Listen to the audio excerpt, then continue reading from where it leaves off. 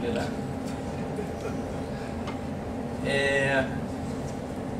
Tá, eu vou falar um pouquinho aqui do seguinte, um pouquinho de como as pessoas estudam passeio aleatório. Né? E estudar o passeio aleatório significa entender, por exemplo, como é que é o comportamento de longo prazo dele, mas significa também entender qual é a relação entre o que o passeio aleatório faz e a estrutura do grafo onde ele está andando, tá certo? Esses grafos aqui são visualmente bem diferentes, né? Aqui a gente tem praticamente todas as arestas possíveis, aqui é um ciclo, tipo aquele caminho que tinha antes, só que eu juntei as duas pontas. Eu quero convencer vocês que, de um certo ponto de vista, o passeio aleatório vai ver coisas diferentes aqui. Qual é o ponto de vista? Imagina que eu pinto, de uma forma bem escolhida, os vértices do gráfico de duas cores, tá certo? Aqui não é uma coloração que nem de antes, que o vizinho não podia ter a mesma cor, só que usar duas cores aqui para ilustrar. O que o passeio aleatório vê no gráfico da esquerda? Ele vê o seguinte, quando ele está no sítio amarelo, o vértice amarelo, ele tem uma chance basicamente igual de no próximo passo ver um amarelo ou um preto. Está preto, né, mas era para ser. Porque o número de vizinhos amarelos e o número de vizinhos pretos é quase sempre igual. Aí. Então no próximo passo, qual é a sua chance de ver amarelo ou preto? Basicamente o meio.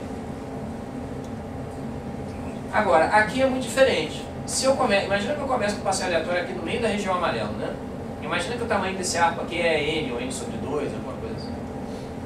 Vocês lembram que o passeio aleatório demorava a distância n ao quadrado para sair, andar demorava tempo n ao quadrado para dar uma distância n. Né? Então ele vai passar um tempo da ordem de n ao quadrado dentro dessa região aqui. Só vendo amarelo, só vendo amarelo. Aí ele vai vir para cá, para o meio do caminho, vai ficar alternando. Alguma hora ele vai chegar aqui do outro lado. E aí de novo ele vai passar um tempo da ordem de n ao quadrado só vendo preto, só vendo preto.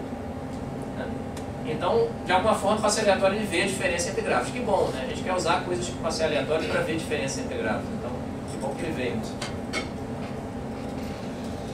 Mas tem um teorema que diz pra gente que, num outro sentido, assintoticamente, o que acontece com o passeio aleatório é muito simples.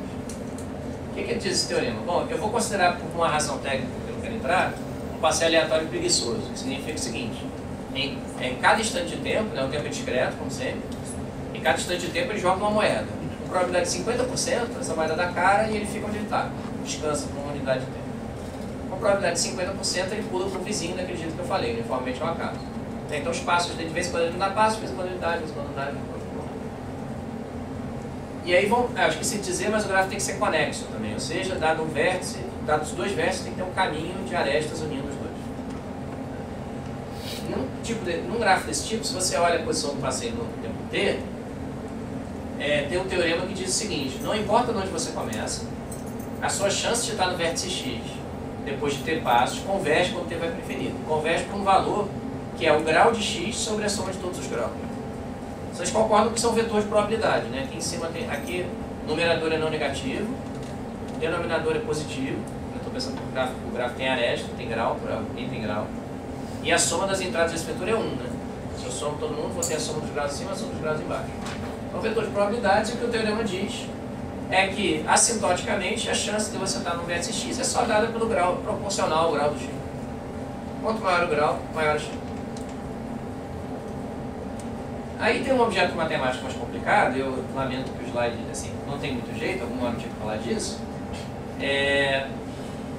Bom, se converge, né, quando t vai infinito, a gente pode perguntar qual é o menor tempo que eu tenho que esperar para que a minha probabilidade de estar em x, não é importante onde eu pensei, esteja próxima do valor π de x assintótico. É isso que está escrito aqui de um jeito um pouquinho feio. Contar próximo significa que a razão entre essas coisas está perto de 1, tá vendo? Está um erro de menos de 25%. Então o menor tempo que eu tenho que esperar, por definição, é o tempo de mistura do gráfico. Certo? É um conceito importante. Bom, também para cadeia de Markov mais gerais, para quem sabe o que é isso. Bom, a maneira que as pessoas gostam de falar disso é se o tempo de mistura é pequeno, rapidamente o passeio aleatório se esquece do ponto inicial. Se o tempo de mistura é grande, demora um tempão. Então agora dá para suspeitar, e de fato é verdade, que esses gráficos aqui que a gente mostrou antes têm tempos de mistura diferentes. Esse aqui, como todo mundo está conectado com todo mundo, ele rapidamente esquece para onde ele começou, assim, basicamente. Nesse daqui não. Nesse daqui, se eu começo da região amarela, ele demora muito tempo para se esquecer que ele começou da região amarela, porque ele fica lá um tempão. Então o tempo de mistura dele é da ordem do tempo que você precisa para sair da região amarela, basicamente. Não é um teorema direto isso, mas é verdade. E o tempo de mistura tem a ver com essa coisa feia aqui, que na verdade não é tão feia assim, olha só. Basicamente esse parâmetro do gráfico, acho que a fórmula é muito importante, eu nem vou enfatizar, ele mede o seguinte, ele mede quão difícil é para o passeio aleatório sair de um conjunto de vértices. Certo? Imagina que você tem um gráfico que é assim, tem um conjunto de vértices grande, mas que só é conectado por uma única aresta a um outro conjunto de vértices maior ainda. Vocês concordam que deve ser difícil para ele sair daqui? Ele só tem uma chance em muitas de sair desse pedacinho aqui. Então esse gráfico tem um gargalo, ele vai ter condutância pequena, essa medida aí. Um gráfico em que as coisas estão mais espalhadas, ele tem condutância grande, certo? E a condutância está diretamente relacionada a esse tempo de mistura que eu defini antes. Então, quando a condutância é pequena, o tempo de mistura é grande. A mistura é lenta. Tá aqui. Quando a condutância é grande, o tempo de mistura é pequeno. Então está diretamente, está inversamente relacionado com a letra. Né? E tem teoremas quantitativos dizendo que você sabe a condutância, tem um justificativo com o tempo de mistura e vice-versa. Um ponto importante a se avaliar é que, pelos estudos que a gente tem de redes sociais, não do tamanho do Facebook, mas de outras menores, um pouco menores, e evidências que a gente tem experimentais em várias redes maiores ainda, suspeita-se que, por exemplo, as redes sociais não têm condutância pequena, elas têm condutância média e grande. O que quer dizer isso? Quer dizer o seguinte, bom, esse gráfico aqui, eu não vou nem tentar explicar esse gráfico aqui, nem vou tentar explicar, mas isso aqui é dizendo o seguinte, olha, numa rede social típica, tem comunidades pequenas de pessoas que são muito ligadas entre si e não são ligadas ao mundo exterior, são pouco ligadas ao mundo exterior. Mas não existem comunidades grandes desse tipo de pessoa. Então, tem uma lei da sociologia que esses caras citam no artigo lá, que diz que não existem agrupamentos humanos de afinidade com mais do que 140 pessoas, alguma coisa assim. Esse número parece um pouquinho chutado, mas enfim, vamos tomar com verdade, né? Até porque me favorece. Então isso diz o seguinte, se você está querendo provar que esse gráfico tem condutância pequena, você está em maus lençóis. Você vai achar uns conjuntos pequenininhos dos quais é difícil para sair, mas não conjuntos grandes. E por isso esse gráfico tem condutância média grande. A mistura deles é rápida. É o que se suspeita. Bom, aí teve um pessoal que para contar vértices. Vocês lembram que o meu problema era o seguinte. Eu não conseguia mostrar vértices uniformemente no gráfico só andando por ele, não é isso? Mas agora a gente tem essa ideia do tempo de mistura. O passeio aleatório de tempos em tempos, ele esquece do que aconteceu, como se você estivesse repetindo o experimento independente. Vamos imaginar que o gráfico é regular.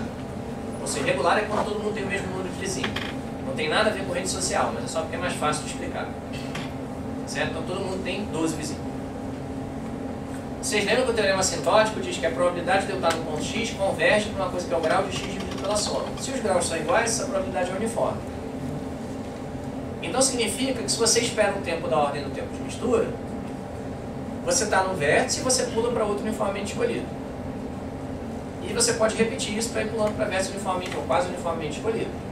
Isso é uma maneira de você amostrar uniformemente do gráfico, que dá para estender para quando os graus não são todos iguais, para você usar aquele método das colisões, né, aquele método das latinhas lá, para tentar contar o número de vértices no gráfico. Isso vai demorar um tempo que é tipo raiz de n vezes o tempo de mistura para funcionar. Que agora, como se tivesse um arremesso de bola naquele modelo, corresponde a um número de passos igual ao tempo de mistura aqui. E, tá, por algum motivo, deixava que eu tinha referência. Ah, tá, esse aqui, tá. Esse aqui era para eu já antecipei o conteúdo do slide seguinte. Esse algoritmo que eu falei tem um problema. Em princípio, você tem que saber o tempo de mistura para ele funcionar. Né? A gente não sabe, a gente não conhece o gráfico. Mas tem uma ideiazinha que você vai dando chute para o valor do tempo de mistura e aumentando, e isso vai acabar funcionando. Depois de algum tempo, seu algoritmo vai começar a dar estimativas corretas no número de vértices. E esse tempo é sublinear, é da ordem de raiz de n vezes o tempo de mistura. Isso foi a ideia desses senhores aqui. Tá. Aí a gente se tocou, bom, em parte porque um dos meus coautores tinha escrito um artigo sobre isso, que tem uma maneira mais econômica. Esse algoritmo ele tem um defeito, que é que ele olha o passeio aleatório num tempo, se esquece um tempão no passeio aleatório, só pergunta de novo o que está acontecendo daqui a um número grande de passos. Né? Então tem muita informação sendo perdida. Mas aí esses autores aqui, o Yuval e Thomas Salva, Bela Sussi e Alexandre Stauffer, provaram coisas sobre interseções de passeios aleatórios. Se eu tiver não um passeio, mas dois, eu sei dizer o seguinte, olha só. Imagina que eu estou num gráfico regular, todo mundo tem um número de vizinhos, o número de vértices é n. Se eu esperar esse tempo aqui, da ordem raiz de n vezes o tempo de mistura elevado a 3/4, que é o motivo são. O número de interseções entre caminhos, ou seja, o número de vezes em que um caminho está no mesmo vértice que o outro, ao mesmo tempo, é da ordem de t ao quadrado sobre n. Se você sabe que o número de interseções está perto disso aqui, na média, ou dá para estimar esse valor aqui, né? A gente falou antes que o valor estimado dá para estimar repetindo o experimento. Então, você está estimando um número perto de t ao quadrado sobre n, isso permite estimar o próprio n. E foi aí que começou o nosso artigo. Bom, eu vou passar rapidinho agora, realmente o tempo está acabando. Bom, como é que é o nosso modelo de algoritmo? O grafo é totalmente desconhecido, digamos, foi desenhado por um adversário, e ele escolhe também o ponto onde você vai começar. E aí o algoritmo vai decidir em cada passo, ele dá mais um passo aleatório, ou se ele volta para o ponto inicial. Não estou formalizando nada disso aqui, caso não esteja claro, né? Não tem nenhuma definição escondida. As estimativas que o algoritmo vai dar, por exemplo, o número de vértices, tem que ser baseadas só no que você vê ao longo dessa trajetória, que ou vai para o vértice novo, para o vértice vizinho, ou vai para o passo inicial. Tem que ser baseado no tempo que você visitou cada vértice e também no número de vizinhos que cada um desses vértices tinha. Nada mais. Então, a partir de uma visão limitada do gráfico, você vai construir uma estimativa do todo. Tipo aquela figura. Então, assim, para gráfico regular, a gente basicamente usa diretamente aquele resultado lá do Duval e companhia, para mostrar que depois de caminhar por um tempo dessa ordem aqui, de vez em quando você vai ter que dar aquele reset para voltar para o início. Mas depois de caminhar um tempo dessa ordem, você consegue estimar o número de vértices. Bom, como eu falei, esse tempo aqui é um tempo que você não sabe calcular qual é, né? Porque você não sabe o número de vértices, você não sabe o tempo de mistura. Mas isso quer dizer o seguinte, que tem um algoritmo que você deixa rodando lá, você sabe que pelo menos depois de algum tempo, que não é muito grande, ele vai saber estimar o número de vértices. E esse tempo tipicamente é sublinear em ele. Para um grafo geral é a mesma coisa, só que o tempo tem que ser o número de arestas, ao invés do número de vértices. E aí você consegue estimar o número de arestas e vértices e o próprio tempo de mistura também.